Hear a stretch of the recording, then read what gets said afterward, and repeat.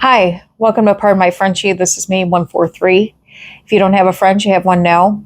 Tonight's going to be a little bit different. Tonight, we're going to be discussing a topic that is kind of the dark side of pet loss and grief. One of the viewers had requested this a few weeks ago, and I was teetering on whether to jump into the topic right away. And I think the reason why I was a little bit hesitant on jumping into it is because it doesn't really affect everyone. And it's kind of a scary topic to tackle, but it's actually an important one because it doesn't affect everyone, but it does affect more people than you would think. The scary thing, and when I say the scary thing is that usually if it does affect like a person in your family, they don't talk about it. I would say in my personal experience, out of the people in my family, this situation affects me out of everybody in my family. And so let's get into what this is, okay? So anytime that there's a loss, and it doesn't have to be a major loss, it doesn't have to be a car accident or anything like that. It's almost like a form of PTSD in a way. There's a moment in time that just gets stuck in your brain. For instance, the situation with my one dog when he had passed. He passed in the house. There was a loud cry that he let out before he passed. After he had passed, I would constantly hear that cry in my mind. And for a while after the passing, it was constant. I would be fine. I would be going through my day. And then all of a sudden, there would be just, I don't know, a trigger. But sometimes there wouldn't be a trigger at all. I would be driving along, and all of a sudden, I would hear that cry. And the feeling that you get is almost like it takes your breath away. And in a way, kind of time stops, and nothing matters around you. And it's hard. It's hard because everybody, nobody else knows what's going on in your mind. And it's hard for you to control the situation because, again, you could be out in the grocery store, you could be driving, you could be at work, and all of a sudden these things just click in your mind. And it's hard to turn it off, on and off, and it can happen spontaneously. That's just one example. Now, the thing with the bad thing about these situations, and I guess the good thing about it is that in the beginning, after the loss of a pet, or any kind of situation like that, they happen frequently. It seems to, if you are a person that is affected by something like this, it'll happen time and time again. It's almost like a record. It'll play over and over in your mind, even months after the loss. When I do my meetings, my pet loss meetings, people will tell me, the people that are affected by this will tell me, Jen, I can't get this stuff out of my mind. I can't make it stop.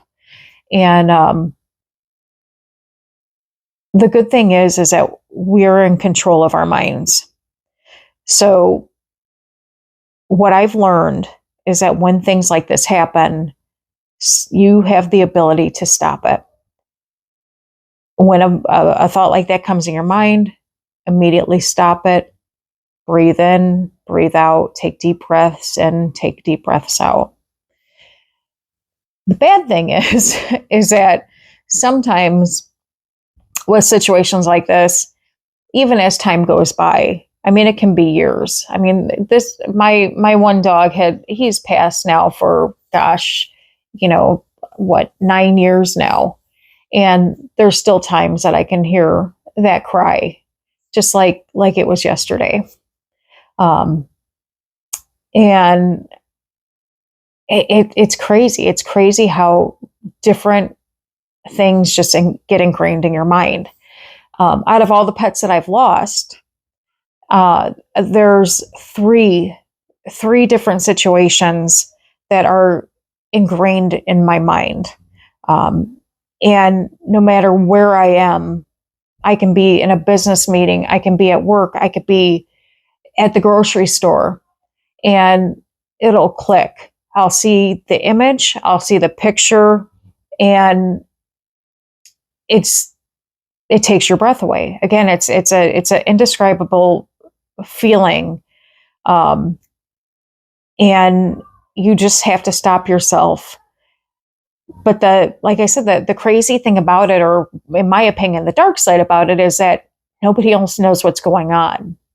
I've had different situations where I've been in the car, and I have an adult daughter, and I think sometimes she knows what's going on, because I'll take these real deep breaths in and deep breaths out, and she always says, let it out. And it's hard to let it out, or it's hard to explain to her what I'm seeing, because I don't ever tell people what I see, because the images that I see from those other two situations, I'll never talk about. I will never talk about those last images when I was with my pets. And I'll be very honest with you. When I do have to say goodbye to my pets, I pray to God that everything will go smoothly, that there won't be anything that will leave a mark, that there won't be anything that goes wrong, or anything that will cause that image. Even if it's minor. I mean, it doesn't even have to be anything that's dramatic. I mean, it could even be the way that, if you're at the vet, and, maybe if you're letting your pet go, and maybe they look up at you, and the way they look at you, it could be anything. I think part of it is because our pets can't communicate. So with us, so a lot of it is the fact that we don't have answers, and we can't get the answers. So there's a lot of unknowns with the final stages of pet loss. One of the final goodbyes that I had to say to one of my pets was one that was very, very unfortunate. And it was a situation that was an emergency situation. I was alone with my pet. It was an immediate decision that I had to make, and only I could make it. And it was like the world, the world was on my shoulders, and I had the fate of this, the love of, my life in my hands, and I had to say goodbye.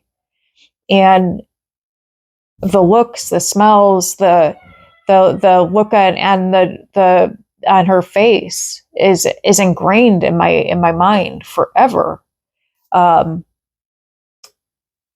are the things. That is the dark side of pet loss and grief that nobody talks about, but it happens.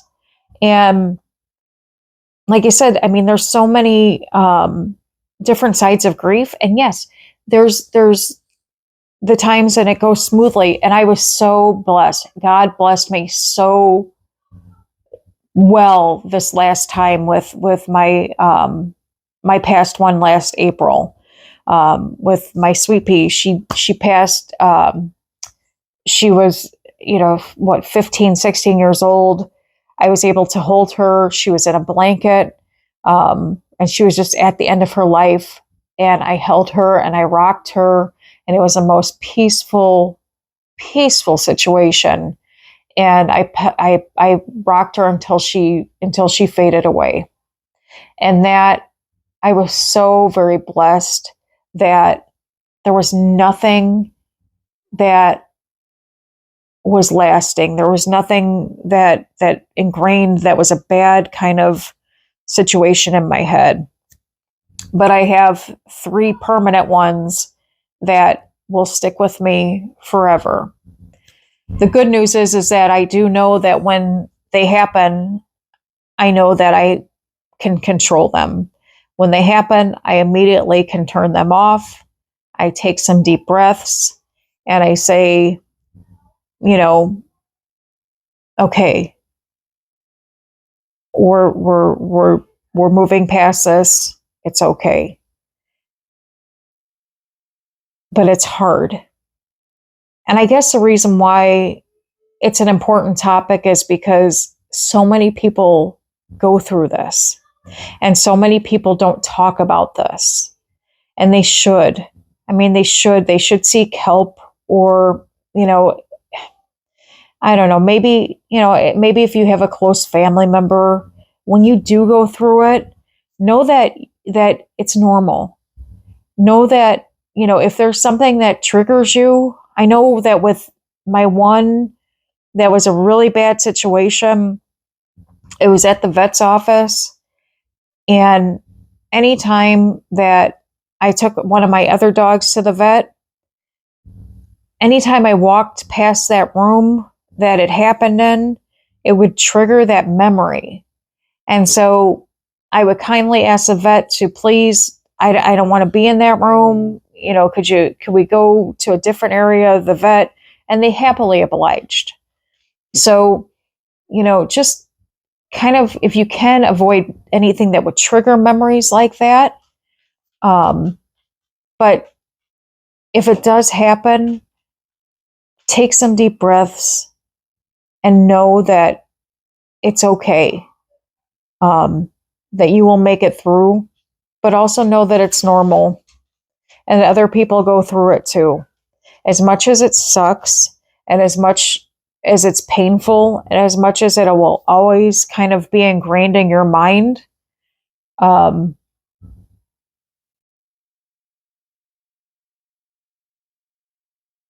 not really much you can do about it, except maybe just find peace with it. Maybe, I don't know. I wish I was a psychologist where I could say, go and bury it somewhere. You could try to, I don't know. You could try to grieve through it. I've tried to do that many times, but I honestly, at this point, I think that when it comes through, you breathe and you tell yourself it's okay. And you let yourself know that you're normal. And I don't know, maybe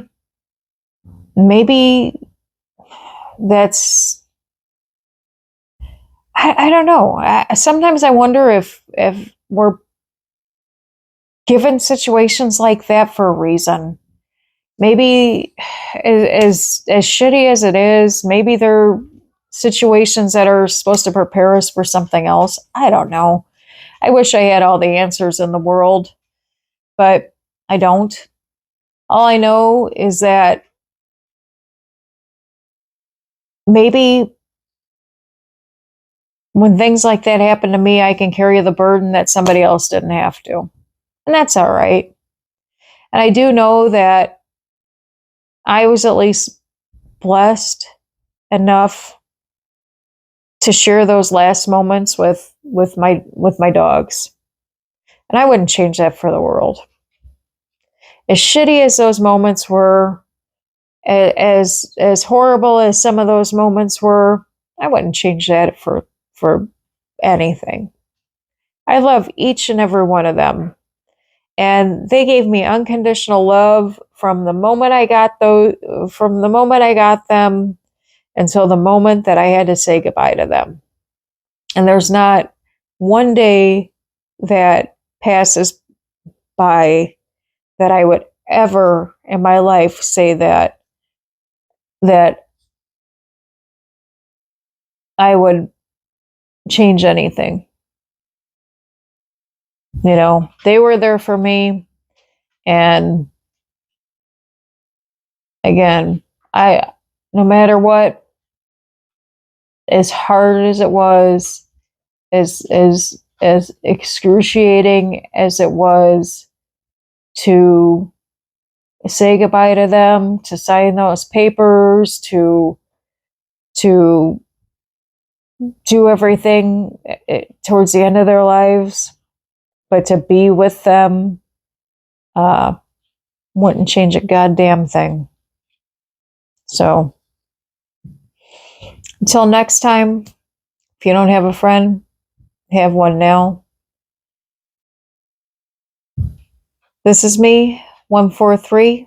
Hit that subscribe button. Comment below. If you have any other topics you want to talk about, check me out on TikTok. Go to Facebook, find me there as well. See you next week. Bye-bye.